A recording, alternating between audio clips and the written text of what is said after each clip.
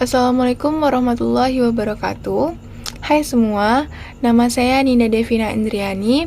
Kali ini saya akan menjelaskan bagaimana sistem pemerintahan Indonesia menurut UUD 1945 sebelum dan sesudah amandemen.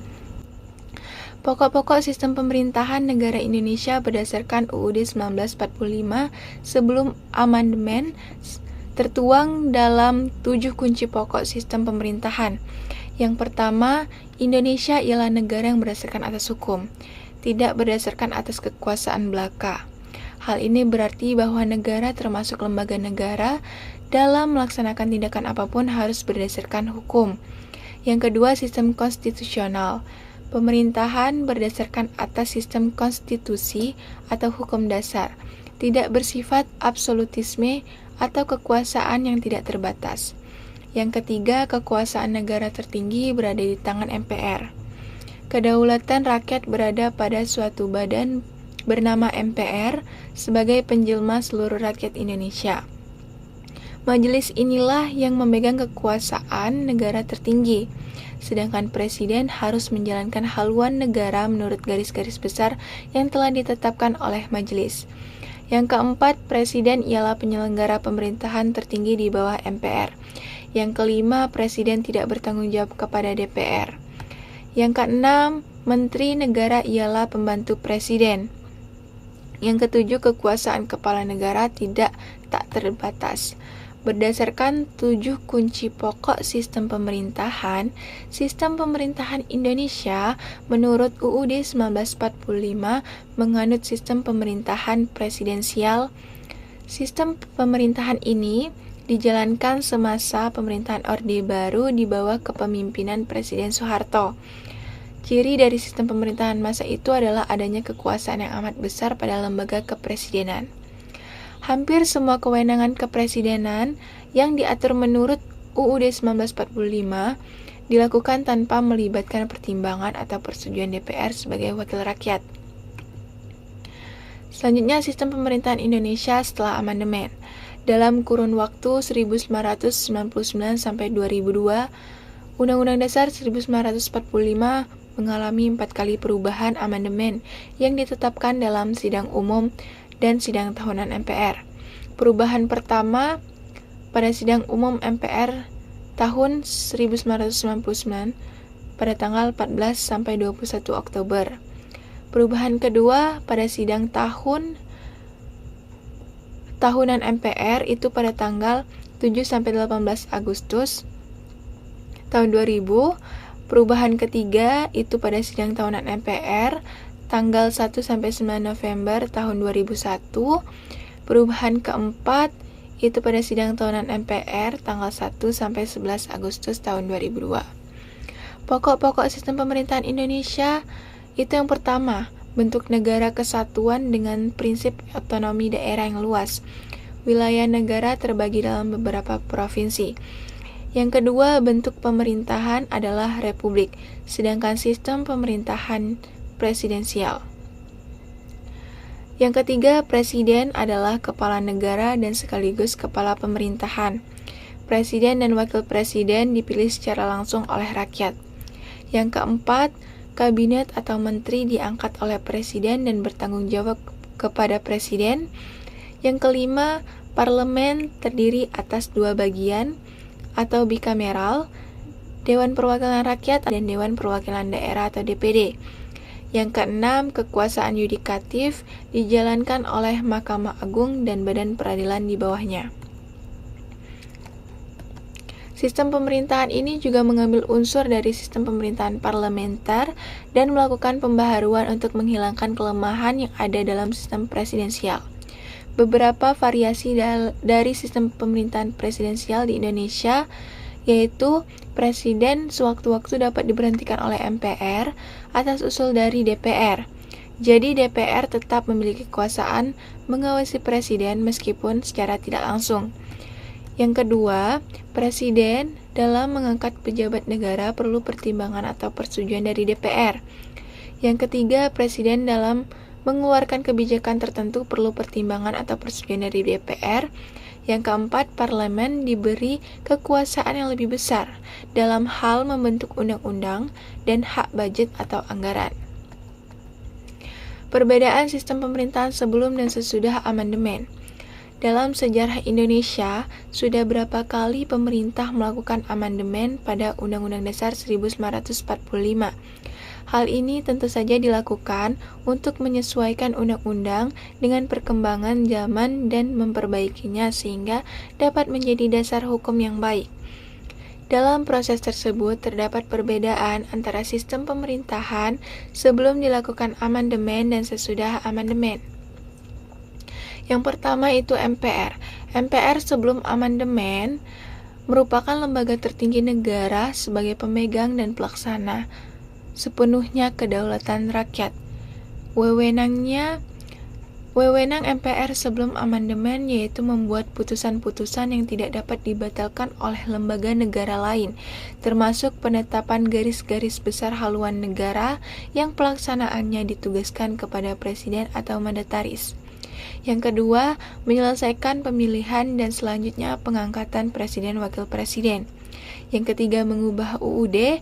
Yang keempat, menetapkan pimpinan majelis dan menetapkan peraturan tata tertib majelis. Yang kelima, mengambil atau memberi keputusan terhadap anggota yang melanggar sumpah atau janji anggota. MPR setelah amandemen berkedudukan sebagai lembaga tertinggi negara yang setara dengan lembaga tinggi negara lainnya, seperti lembaga kepresidenan, DPR, DPD, BPK, MA, dan MK. Wewenang MPR setelah amandemen yaitu menghilangkan supremasi kewenangannya, mengangkat presiden, karena presiden dipilih secara langsung melalui pemilu. Yang ketiga, tetap berwenang menetapkan dan mengubah UUD. Yang keempat, melantik presiden dan wakil presiden. Yang kelima, memberhentikan wakil presiden dan wakil presiden dalam masa jabatannya. Yang keenam, MPR tidak lagi memiliki kewenangan untuk menetapkan GBHN. Selanjutnya DPR.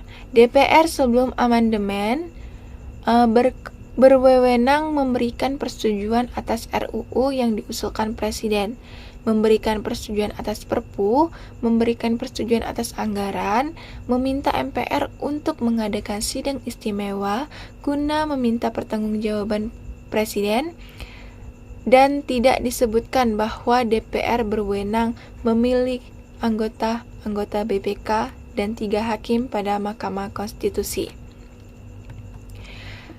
Selanjutnya, DPR setelah amandemen berwenang membentuk undang-undang yang dibahas dengan presiden untuk mendapatkan persetujuan bersama, membahas dan memberikan persetujuan peraturan pemerintah pengganti undang-undang, menerima dan membahas usulan RU yang diajukan DPD yang berkaitan dengan bidang tertentu dan mengikutsertakannya dalam pembahasan, menetapkan APBN bersama presiden dengan memperhatikan pertimbangan DPD, melaksanakan pengawasan terhadap pelaksanaan UU, APBN, serta kebijakan pemerintah. Selanjutnya, presiden. Sebelum amandemen, presiden memegang kekuasaan eksekutif, juga memegang kekuasaan legislatif, dan kekuasaan yudikatif.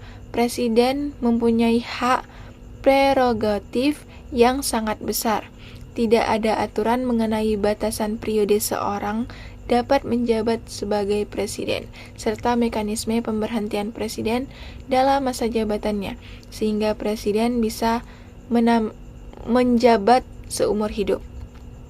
Wewenang presiden sebelum amandemen yaitu mengangkat dan memberhentikan anggota BPK, menetapkan peraturan pemerintah pengganti undang-undang atau dalam kepentingan yang memaksa, menetapkan peraturan pemerintah, mengangkat dan memberhentikan menteri-menteri. Selanjutnya, presiden setelah amandemen berwewenang memegang kekuasaan pemerintahan menurut UUD.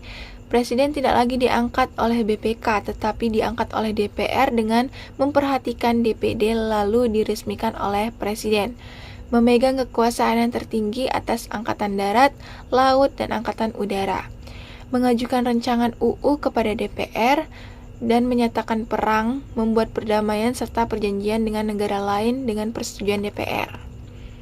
Selanjutnya, Mahkamah Konstitusi. Mahkamah Konstitusi ini berdiri setelah amandemen. Wewenang Mahkamah Konstitusi setelah amandemen yaitu mengadili pada tingkat pertama dan terakhir yang putusannya bersifat final untuk menguji undang-undang terhadap Undang-Undang Dasar, memutus sengketa kewenangan lembaga negara yang kewenangannya diberikan oleh UUD 1945, memutus pembubaran partai politik, dan memutus perselisihan tentang hasil pemilu. Selanjutnya, wajib memberi putusan atas pendapat Dewan Perwakilan Rakyat mengenai dugaan pelanggaran oleh Presiden dan atau Wakil Presiden menurut UUD 1945. Selanjutnya, Mahkamah Agung. Kekuasaan kehakiman menurut UUD 1945 sebelum amandemen dilakukan oleh Mahkamah Agung dan lain-lain badan kehakiman pada pasal 24 ayat 1. Kekuasaan kehakiman hanya terdiri dari badan-badan yang berpuncak pada Mahkamah Agung. Lembaga ini dalam tugasnya diakui bersifat mandiri dalam arti tidak boleh diintervensi atau dipengaruhi oleh cabang-cabang kekuasaan lainnya, terutama eksekutif. Wewenang Mahkamah Agung sebelum amandemen yaitu dalam kekuasaan kehakiman secara utuh. Lembaga ini merupakan lembaga kehakiman satu-satunya di Indonesia pada saat itu. Mahkamah Agung setelah amandemen. MA merupakan lembaga negara yang memegang kekuasaan kehakiman. Di samping itu, sebuah Mahkamah Konstitusi Indonesia.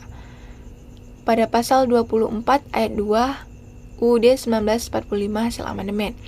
Dalam melaksanakan kekuasaan kehakiman, MA membawahi beberapa macam lingkungan peradilan, yaitu peradilan umum, peradilan agama, peradilan militer, dan peradilan tata usaha negara. Pada pasal 24 ayat 2 UUD 1945 hasil amandemen.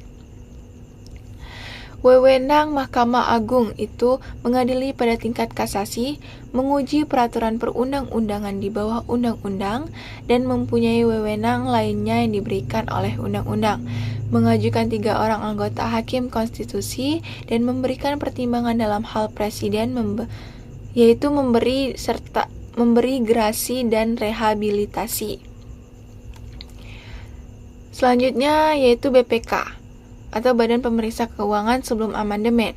Untuk memeriksa tanggung jawab tentang keuangan negara, diadakan suatu badan pemeriksa keuangan yang peraturannya ditetapkan dengan undang-undang. Hasil pemeriksaan itu diberitahukan kepada Dewan Perwakilan Rakyat. Selanjutnya, setelah amandemen, BPK pada pasal 23F ayat 1. Anggota BPK dipilih oleh DPR dengan memperhatikan pertimbangan DPD dan diresmikan oleh Presiden. Pasal 23F ayat 2, pimpinan BPK dipilih dari dan oleh anggota. Selanjutnya itu BPK setelah amandemen menurut pasal 23G ayat 1. BPK berkedudukan di ibu kota negara dan memiliki perwakilan di setiap provinsi. Ketentuan lebih lanjut mengenai BPK diatur dengan undang-undang. Mungkin hanya itu yang dapat saya sampaikan tentang sistem pemerintahan ini.